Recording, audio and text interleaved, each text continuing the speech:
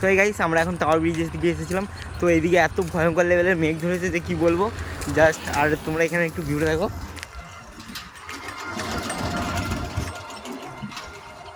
আর এই যে আমাদের দাদা হাঁটছে সামনে। দাদা সবসময় দাদা হিরো, দেখেছো দাদা দিলওয়ালে, দাদা দিলওয়ালে। তো আমরা এখন হাঁটতে হাঁটতে যাচ্ছি এদিকে, টাওয়ার ব্রিজের দিকে উঠছি।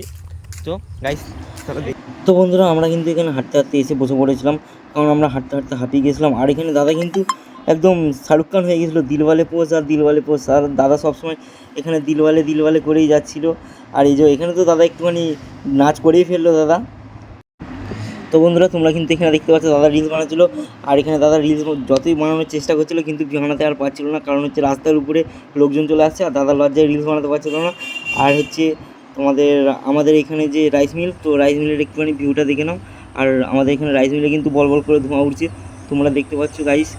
তো ভিডিওটা এখানেই শেষ করছি। ভিডিওটা ভালো লাগলে অবশ্যই like comment share and subscribe করে পাশে থেকো। চলো টাটা।